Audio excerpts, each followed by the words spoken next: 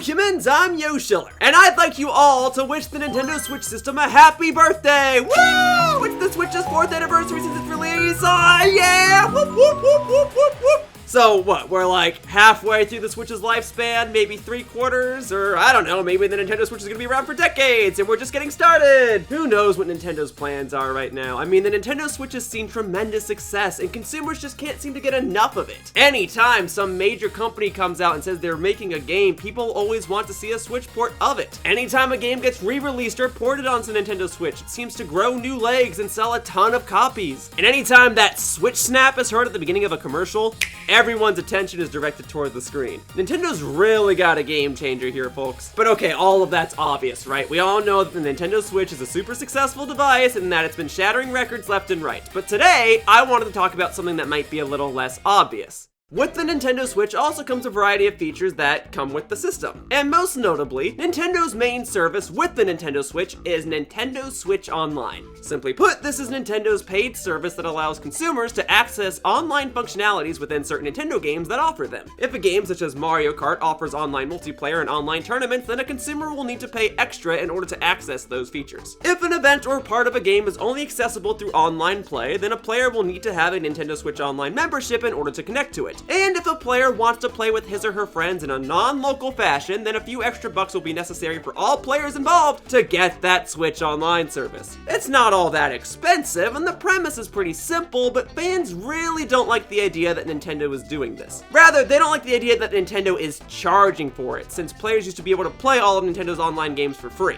So then the big question is, why did Nintendo change this? Yeah, just seemingly out of nowhere, after about a year of being on the market, the Nintendo Switch blocked off its online services for those that weren't willing to shell out a few extra bucks for a Nintendo Switch Online membership. For those that didn't know any better, it was almost as if Nintendo just pushed a button overnight and changed their policies. But the truth of the matter is that Nintendo stated that their online games on the Switch would eventually be locked behind a paywall. But that didn't stop fans and consumers from conveying all sorts of outrage. Most notably, the main criticism that consumers have with this decision is that people feel as though they are now not only paying for a service that used to previously be free, but also the additional payments that they are now paying don't seem to change anything. It currently does not appear as if Nintendo's online servers got stronger or more stable now that a paywall was added. And it's not as if games will forever stop lagging now that players are now paying for an online subscription service. So what was the point of Nintendo creating a paywall? And why now? Or rather, back in 2018, but you get it. Why did they do it? Well, I wanted to attempt to answer that question today. Mind you, this is purely speculative. I haven't actually had a chance to sit down and talk one-on-one with a lead Nintendo programmer about all this stuff, so everything I say today could be completely invalid. With that said, I feel that it is most appropriate to talk about Nintendo's change of plans by starting with a bit of a Nintendo history lesson. Before Nintendo's Switch Online, there was just Nintendo Online, or rather, Nintendo Network. And before that, there was Nintendo Wi-Fi. Nintendo Wi-Fi debuted on the Nintendo DS back in the mid-2000s, and Nintendo had been making games with online compatibility as part of the service ever since Mario Kart DS launched back in 2005. At the time, Nintendo Wi-Fi was a big deal, and all things considered, it got the job done. We're talking about playing Nintendo DS games online, and that's exactly what it allowed players to do. It was slow and sometimes buggy, but players were able to connect with one another over the internet and play certain games together. The games often kinda hid how slow the service was, but at the same time, it kinda worked. There was enjoyment to be had among players. Now, when it comes to the Nintendo DS, the main games that benefited from Nintendo Wi-Fi were Mario Kart DS and Pokemon. And while there were definitely a fair share of other games, first-party and third-party that had Wi-Fi functionalities, let's be real here. These were the games to get for their online features. When you bought a game for the Nintendo DS with the purpose and intention of playing it online, you probably purchased Mario Kart DS or Pokemon. You probably purchased these games to play them offline too, but their online features were definitely a selling point. But where Nintendo Wi-Fi really had its chance to shine was on the Wii. Considering the fact that the Wii had stronger hardware than the Nintendo DS, it only made sense that games that utilized Nintendo Wi-Fi would be bigger and better than those on the DS. And the Wii had quite a few games with online play. That functioned relatively well for the system. But when you ask the average gamer, or even most Nintendo fans, what the most notable Nintendo Wi-Fi games were, the answers you'll probably hear the most are Mario Kart Wii, and Super Smash Bros. Brawl. I mean, these were the multiplayer games of the system, so of course they needed to have online play. And back in the old days, playing these games online was like a new way of life. There was an entire generation of gaming that just took place within the online communities of these two games alone. Nintendo Wi-Fi was a powerhouse for these games. If you didn't have Nintendo Wi-Fi and you had these games, you were missing out. Now I could gush about the good old days all I want, but I should probably get this video moving along. So here's my point. While both the DS and the Wii had its fair share of games that utilize Nintendo Wi-Fi, there are plenty more games that could have used the feature, but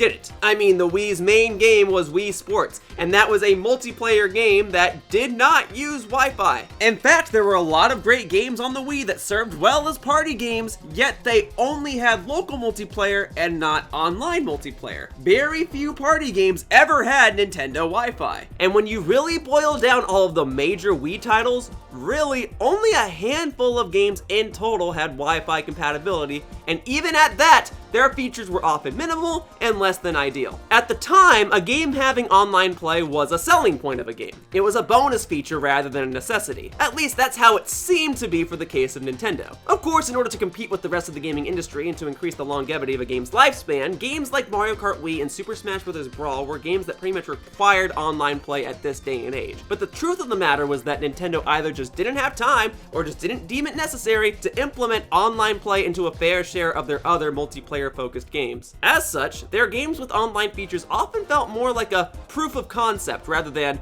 a new, innovative way to play. And to be fair, the Wii in particular was meant to serve as a family console, so it would make sense that Nintendo would be focused on more couch co-op, family-oriented experiences rather than competitive online ones. And that's primarily what the Wii had. It had a lot of local co-op and party games, but very few online multiplayer-focused games. Anyway, eventually Nintendo shut down their Nintendo Wi-Fi service and created a brand new name with their Nintendo Network service, which pretty much contains any 3DS or Wii U game. There are a lot more games that fit under this service, as both the 3DS and the Wii U contained a fair share of multiplayer games with online play. However, even then, there's really only a handful of major titles. The 3DS's big multiplayer games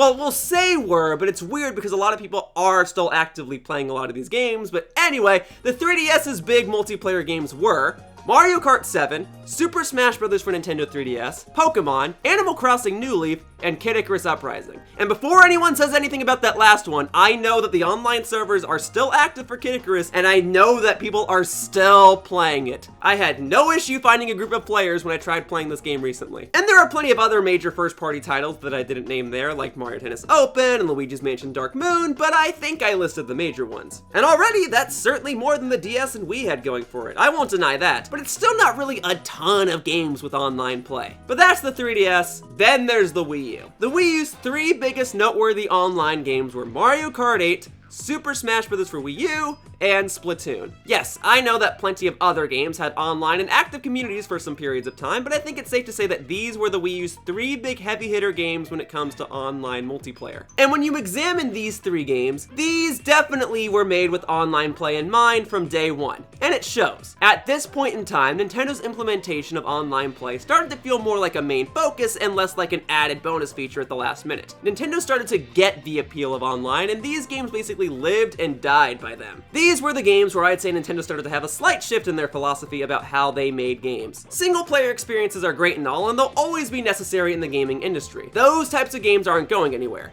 But when it comes to multiplayer-focused games, online play really is the way to go. And I imagine that for these three games, Nintendo poured a lot of their budget, if not most of it, into the online features. And I mean, when it comes to the gaming industry, for better or for worse, couch co-op isn't really the big craze anymore. It's all about online play. It's all about playing with your friends that live in other parts of the world. It's all about being an influencer and playing with your fans. And in Nintendo's case, it's all about hosting events and creating artificial demand for games based on their own preferences. Things like online tourneys, Splatfests, and limited time downloadable items all led to Nintendo having more and more interest in creating more online games with more online focused experiences. So the Wii U's big online games were big because of online. Wow, that's a pretty redundant sentence, but you get it. And then there were even other games that, while they didn't have online multiplayer, they still had a big online focus, like Super Mario Maker. Once again, that was another game that evidently was made with online play in mind. It was done in a different way, but it was done in an important way. That game lived and died by its online community. You see where I'm going with this? That brings us to the Nintendo Switch. And before I go onward, I want to point out something else. The Nintendo Switch definitely benefits from being a handheld system. Sure, it's convenient to play games on the go, but one of the major gameplay elements of a handheld system is that multiplayer games often require each player to have his or her own screen. That was the big thing with the Game Boy, Game Boy Advance, and DS games. When people played multiplayer games on those systems, every player needed to have an individual system, so multiplayer games took advantage of that fact. There'd be games where certain information was only available to one player, or only one player would see certain things, and basically every screen had to have some sort of individual action going on. That was the benefit of handheld multiplayer games. But when it comes to console games, multiple people tend to play on the same one screen. That could be the leading reason why Nintendo focused on local co-op games rather than more online multiplayer ones when it came to the Wii and maybe even the Wii U. But when it comes to the 3DS, which had a lot of multiplayer games, Nintendo might have pushed for more online multiplayer because everyone had to use his or her own screen anyway. But with the Switch, both types of games can be made. Developers can focus on either style of multiplayer and implement online functionality with more ease than they could have in the past. That type of information is important because online games come in both styles. Now, when most people think of online games, you typically think of games in which you need your own screen. I get that. But there are online games where everyone does still share the same screen. Because of this convenience for developers and Nintendo themselves, I feel as though the idea of developing an online-focused game has only become easier. And so Nintendo has made both types of online games for the Nintendo Switch, and that might be why there's been such a boom of online multiplayer-focused games on the system. I mean, just look at the Nintendo Switch games that heavily rely on online play. There are a lot of heavy hitters here. Mario Kart 8 Deluxe, Super Smash Bros. Ultimate, Splatoon 2, Kirby Fighters 2, Pokemon Sword and Shield, Pokken Tournament Deluxe, Animal Crossing New Horizons, Mario Tennis Aces, ARMS, Tetris 99, and a ton more. So many other third-party companies are jumping on the bandwagon for Switches online. And games like Super Mario Maker 2 now have head-to-head 4-player multiplayer. A lot of games might have had online in the past for things like file sharing and leaderboards, but Mario Maker 2 added 4-player multiplayer. Full-on multiplayer! Online is so huge in this day and age that Nintendo even has social media accounts now just dedicated to discussing information regarding online events. They want some of their online games to be competitive, and they announce updates and provide humorous social media posts regarding their games so that they can make their games relevant and active. And there are plenty more online-focused games on the way too. Monster Hunter Rise is a game that hugely relies on online play, and it's coming to the Switch. And I think it's a safe bet to say that the Pokemon Diamond and Pearl remakes and Mario Golf Speed Tour will implement online features in a pretty heavy way as well. But the question still remains, why is Nintendo charging for these services now? Well, at this point, I feel as though the answer is quite simple. Nintendo is now charging for their service not because they plan to make their products better by improving online stability, but rather because they simply plan to provide more online products. They're not necessarily boosting the quality of their service, they're boosting the quantity, which in a way kinda boosts the quality of it all as well. Nintendo is pumping out more online games now than ever before,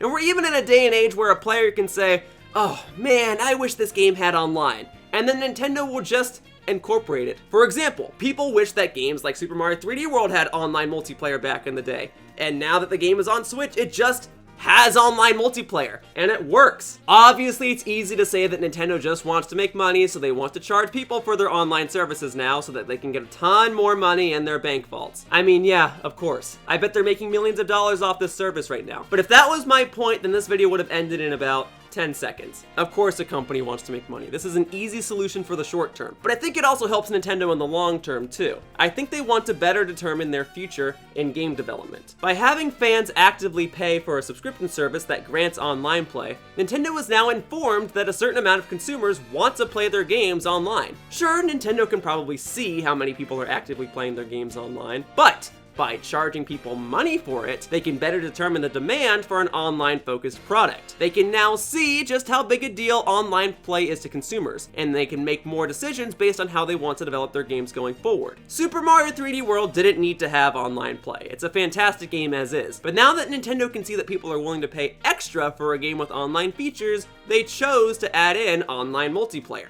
Nintendo planned to have events in Splatoon 2 end after a certain time, but once they saw that people were still playing the game online and were paying for a service, they decided to have a couple more online-focused events. And personally, I think that this sets a nice precedent for Nintendo games going forward. Nintendo might be more inclined to have games with online co-op. Maybe a Kirby game with online co-op. Maybe a Zelda game with online co-op. Maybe a Pikmin game with online co-op. Maybe everything with online co-op. Or just some sort of online play in general. Sure, Nintendo will have deals and promos to entice people to purchase Nintendo Switch Online, but those are just simple business practices. The idea of giving Nintendo Switch Online subscribers NES games and SNES games with online compatibility is a nice gesture that at least ensures that consumers are getting their money's worth without too much of an extra cost from Nintendo, and including free games such as Tetris 99 and Super Mario 35 are nice and all, but the real deal of this whole Nintendo Switch Online service is to simply play those glorious Nintendo games with and against players all around the world.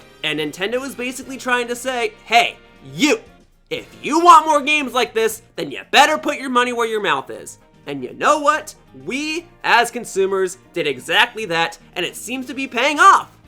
In some ways. Games will continue to lag, and the online service as a whole leaves a lot to be desired, but ultimately, I think that Nintendo Switch Online is best viewed as a bit of an ongoing experiment by the big end. And with regards to upcoming online games, I think we can rest assured knowing that Nintendo will take their online components much more seriously now. If nothing else, I know I'm getting my money's worth just by playing Smash and Splatoon and Pokemon online, and I imagine a fair share of other players are too, even if they grumble every time their bank accounts are charged a couple of dollars each month for the service. But I think the future is bright. Sure, I wish Nintendo Switch Online was free, but if it means Nintendo now knows how many of us want to play games online, then I hope that we actually get more online games in the future, because it'll make the service all the more worth it. I'm going to continue to play against players around the world thanks to this service, and I'm going to continue to keep paying for it if it means that Nintendo will keep pumping out games in the same vein as Mario Kart 8 Deluxe or Super Smash Bros. Ultimate.